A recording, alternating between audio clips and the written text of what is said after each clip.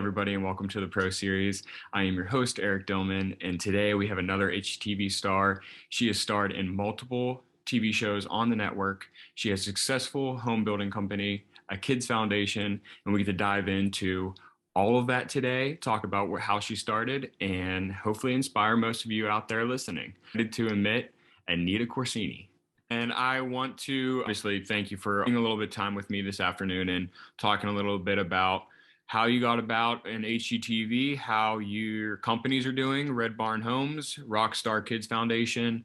I want to first start off and start how you got started in the design world.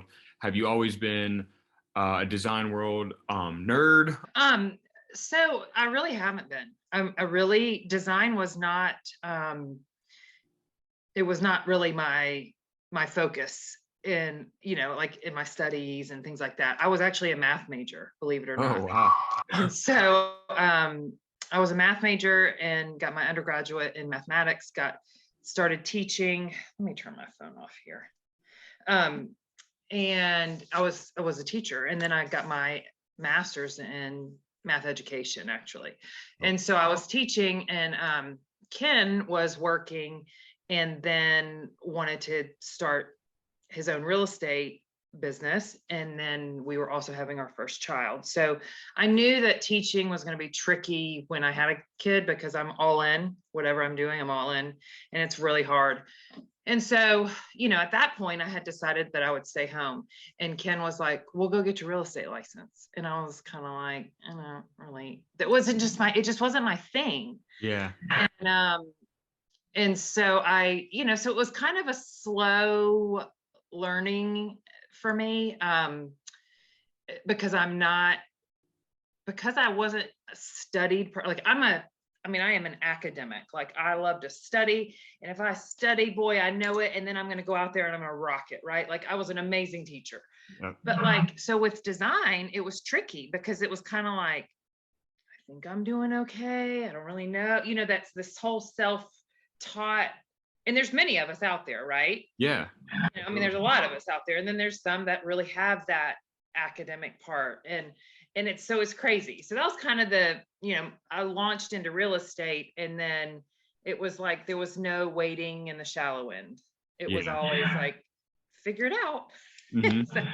Yeah, but that's actually interesting, because math has a lot to do with design that a lot of people don't really realize about, just with dimensioning wise and figuring out millwork and stuff. And that's something a lot of designers struggle with. So having that background, you're already a leg up on a lot of the competition with that. Right. Well, and that's part of my, I'm still even like, there's 8,000 aspects of design, right? Mm-hmm. And there's, when it comes to, making things work for people, everyone has different needs. So my skill set really is in the construction and the design work, in terms of more than like finishes. I can do all that stuff, but like, I really like getting down to the brass tacks of, okay, we have a ½ inch left for these cabinets. What can we do with it? Or is it better to leave it alone? Like those kind of things. The problem solving portion of construction. Yep. I'm with you on that. It's kind of like, you have to be, and that's how you be successful as well with design work, because those little ½ inches, those details sell the design and make the design. Because if you're off by a ½ inch, it could throw off the whole thing.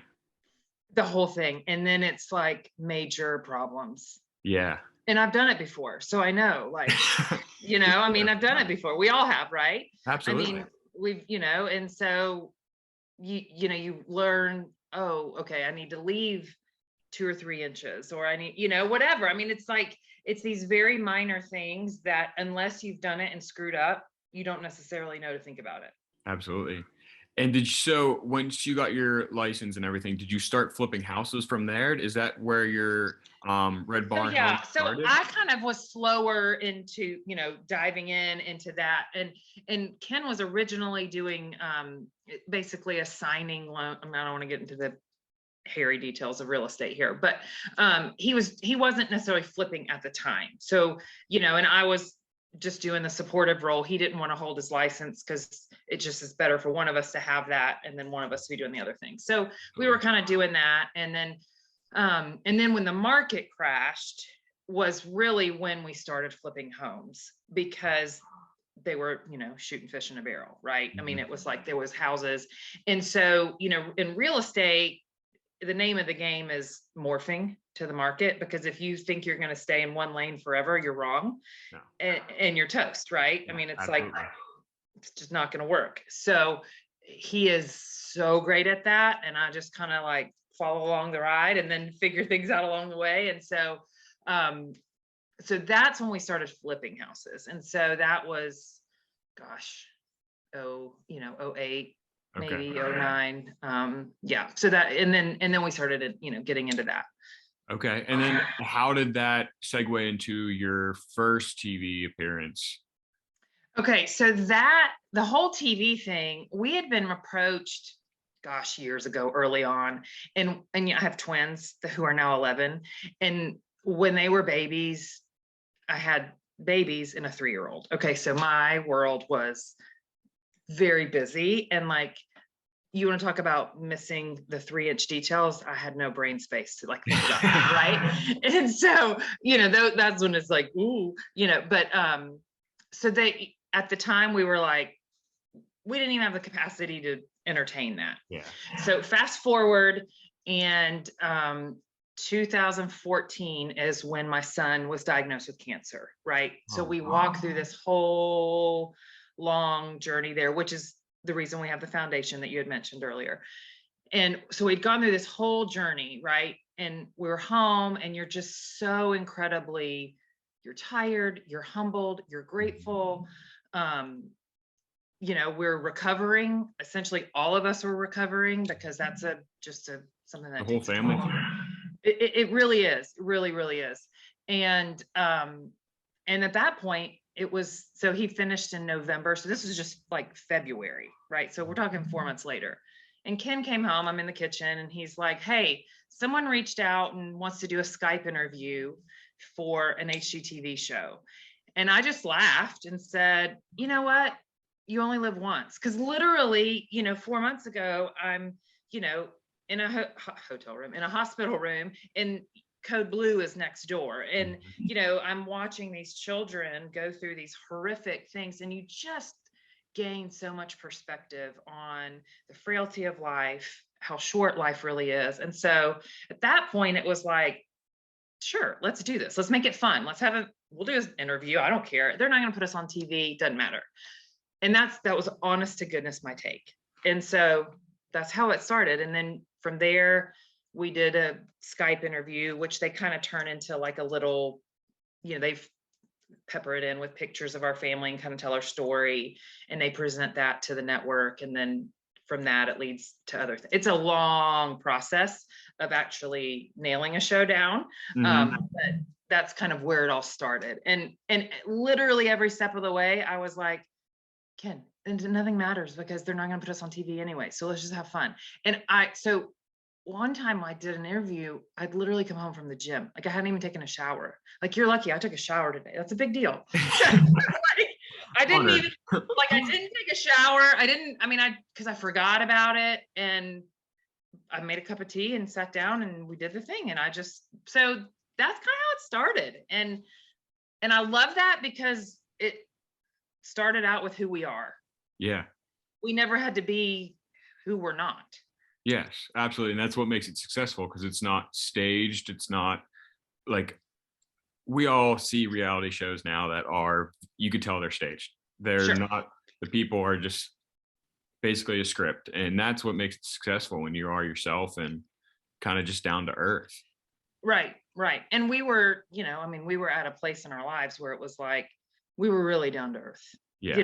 Because we were just thankful. We were truly, our hearts were just at a place of being thankful to be back together as a family again, and moving in a different direction from sickness. Absolutely. And was that first show flipper flop Atlanta?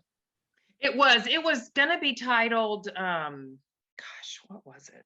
There was a couple titles. There was Big Stakes Atlanta. There was, oh gosh, Flipping the South was it. So the pilot aired under the name Flipping the South.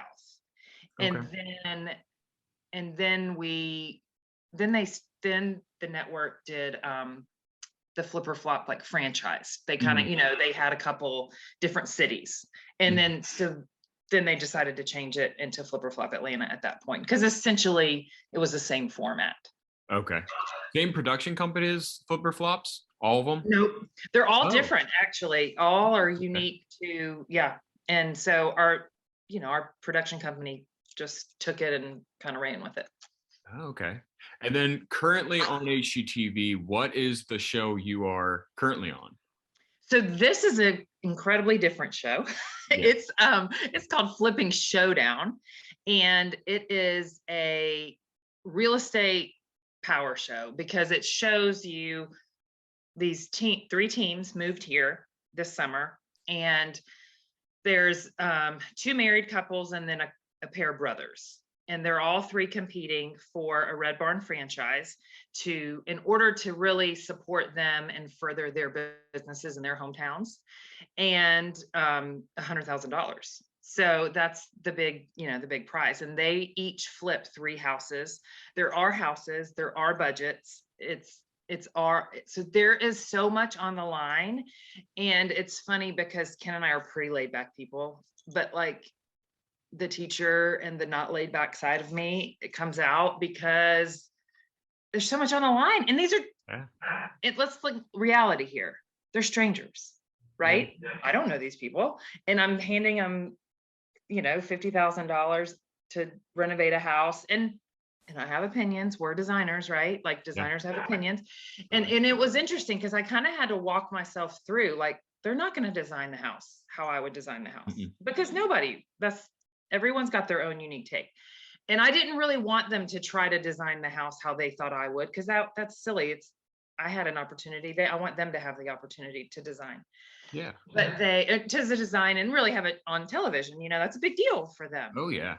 And so at the end of the day, I had to kind of talk myself back and just say, as long as they design the house where it's sellable, I'm great. Like if you're wasting money on something that's not going to work, because designing for a flip is way different than designing for a client. Yes. Totally different. Yes. So it's kind of like, unless they're going to go off the rails, but they all have done this before. So no one was going off the rails. They did a great job. Absolutely. And when can the viewers view this show? Like what nights of the week and time? It's on Wednesday nights. Now it's out on, there's only 2 episodes left actually, and it's on at 11 o'clock. And so it got a little bump there, but it's on Discovery Plus. And honestly, like over the holidays, it's only 6 episodes. So you can kind of, binge it, start to finish, get all the nitty gritty details in there, and probably it'll make a lot more sense. Absolutely. And then is there going to be any more seasons of Flipper Flop Atlanta or any other shows coming on? No, I don't. They kind of dismiss the franchise. I don't know Okay. how else you want to say that, but we could always have something new in the works. There's never any telling, in the creative world, anything is possible. Oh, But yeah. there's, as far as we know right now, we don't know if there'll be another season of Flipping Showdown, or what HGTV holds in our future, I guess. That's fine. Yeah. How about so Red Barn Homes, when did that start and why'd you start it? So Red Barn is kind of our umbrella company, right? We do a lot of things home. So we've got a real estate. We actually just sold our brokerage where, we have a real estate team now. And so, that's kind of my bread and butter, where I'm, can list and sell, and I've got my hands in that always. And we've got new construction. I've also got design that I do. I do some client work. I have to be real careful because I'm speaking to someone who understands client work is very different than individual work and demands of that. And in this season now, golly, it's really hard. It's really hard with no products out there available. Like 6 to 8 months to get like just the cabinets in. It's crazy. It's crazy. And everyone's mad at you all the time. Yeah. Understandably, but Oh, there's yeah. nothing we can do about it. I mean, I understand. I'd be frustrated too. So anyhow, so we've got all these different, so Red Barn Homes kind of, and then we've got this new franchise that we'll have where it's a franchise that you can buy that will provide you with tools and leads for having a successful business, flipping business. Okay. And that's really, you could buy the franchise wherever in the United States, or how does Correct. that work? Okay. Yep. You can buy it wherever in the United States, and that way, this would give you the tools to further your business wherever you are located. Gotcha. That's Yeah. very, very cool. Yes, and this is the mastermind of my husband, doing all this business side. I'm all in the details, and he's all in this like dreaming world. Well, it's good to have both. That's right. It is, because if it was up to me, we would just do the same thing all the time. Yeah. You need both to grow and get bigger. You really do. That's perfect. Yeah, you really do. Lastly, I want to talk about your Roc Star Kids Foundation. You explained a little bit on why, or hinted why you started it, but give the viewers a little bit of a background on why you started it and what you do currently with the foundation. So the foundation, our son's name is Rocco. And so Roc Star, that's why there's a period for the K, because so it's named in his honor. And when we were in the hospital, we were inpatient a lot. So we, the transfusions and things, we'd be there for a week at a time, home for a few days, back for another week. So while we were in treatment, we received a lot of things from different various foundations, food. Most of the time it was a meal. Every now and again, it would be little, goodie bags and things like that. And so I knew when we were done that that didn't happen to us to not continue to help others, because we had a new understanding. Mm-hmm. I had no idea what the childhood cancer world was before I walked in it. And honestly, I didn't want to know. Mm-mm. And most people don't want to know, because like the thought of that is super scary. Oh yeah. And it was, I mean, I won't lie, it was very scary. So we wanted to be able to give back, and there's a lot of larger organizations, that we can support as well that helped us. Cure being one of them, Rally is another one. And so, there's all sorts of different organizations that were out there. But like, there was nothing better than being served a meal while you're in the hospital. And there was sweet, people behind the table, fixing you a plate, making sure you got to your room. I mean, for me, that was huge. It was a huge gift, and it was connection, and it was people who cared. Obviously, they were taking time out of their day to be there. So that's one of the things that we do, that we've committed to do. And we serve lunch the first Friday of every month there's 2 children's hospitals in Atlanta. And so that's about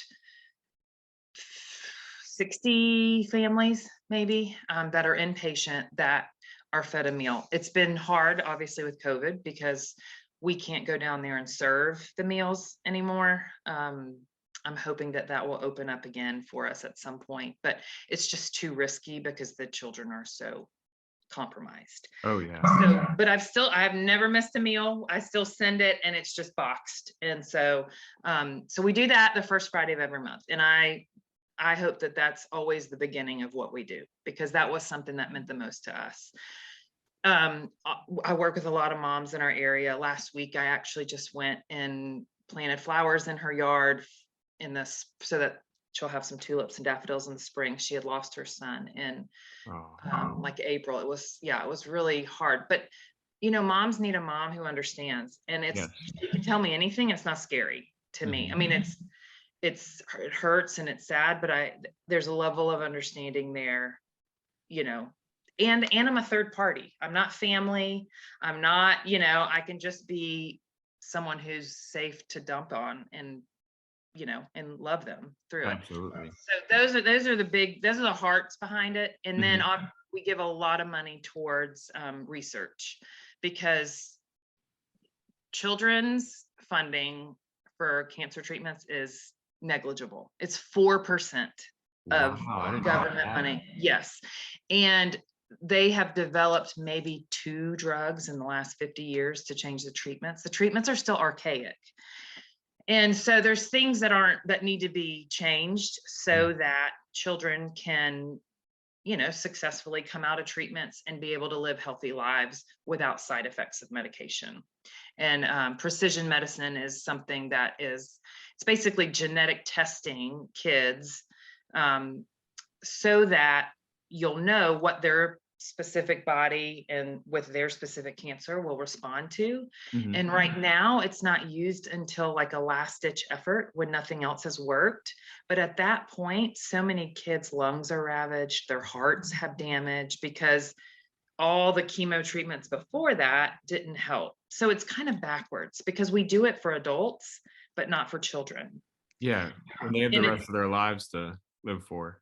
exactly. And so it's a big initiative that Ken and I really feel strongly about. Mhm. And so we have been, that's been something that we've been trying to, really support, because I really feel like it would make a huge difference in the lives of these kids. I mean, if you know what, you know, chemo A, B, and C isn't going to respond, but D, E, and F will, well, let's not bother with A, B, and C. Like, it Absolutely. makes sense, right? Mhm. So that's a big part of it. And that's what we do. That's why there's angel wings in the show. If you ever watch our show, I started it in Flip or Flop Atlanta.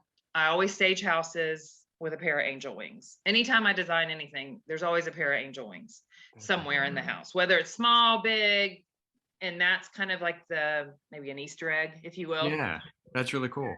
And then the contestants, asked the contestants to just let them know this is what I always do. I didn't require them to do that, but they all did it and Oh, ran with it and kind of made a contest out of it almost. And it was really, really, really sweet. And they just did a great job. And I really appreciated that from them. that's awesome. Yeah, that foundation sounds, I mean, I didn't know a lot about that, childhood cancer stuff, because I mean, I'm one of those people that it hasn't touched my life, or I don't really know someone, but knowing that kind of wants you to fight for your foundation and more research, which is really Yeah, cool to have. it And it's is. awesome because you getting support from an outsider that hasn't been through what another person's been through is completely different from getting help from someone that has been through exactly what you're going through. So Right. that's so awesome that you do that as well. Yeah. It's just, it's what I knew would need to happen Mhm. once we were finished with what we had gone through. And it took a few years because Mhm. you have to process your own experience. Okay. But we are now about 7 years, 8 years removed from that. So um, obviously we're much stronger and can, fight head on. And really all these families need our love and support because it's hard. It's really hard. Yeah, I can imagine. You're turning something bad into something good, or helping someone to make a Right. situation better, which is Right. the way that the world needs that. Yes. And they are actually, they're going to air a repack of our show, I think the week after the finale. Okay. And there's a little explanation of the wings there. So it's really sweet. So that'll be fun for the viewers to know. I'm sure they see them and they're like, why are there always wings everywhere? Yep. And so yeah, there's always wings. What's her deal with these wings? And that's why. So that's where they're there for. And Awesome. of course I have like a warehouse of wings that I use places, but and they had access to all those. That's very cool. Well, Anita, thank you so much for joining me today. This was such a fun conversation. I learned a lot, and um, I want to give everybody the opportunity to go and follow you on Instagram at Anita Corsini, Yes, I would appreciate that. and then go on HGTV, watch the new show, and make sure you watch. I think people forget about Discovery Plus as well. Just go on and Right. binge everything. Right. If you haven't, yeah, Flipper Flops there, both seasons are there. And if you haven't had a chance to watch Flipping Showdown, and because here we are 5 weeks in this week. Mhm. So yeah, you can go back to Discovery Plus and catch the beginning. Awesome. Well, Yeah, I appreciate it, Eric. I appreciate you taking time out of your busy schedule to come on. Yeah, no problem. Thank you so much. No problem. You have a great one. Have a wonderful Christmas. You too. Thanks. Bye.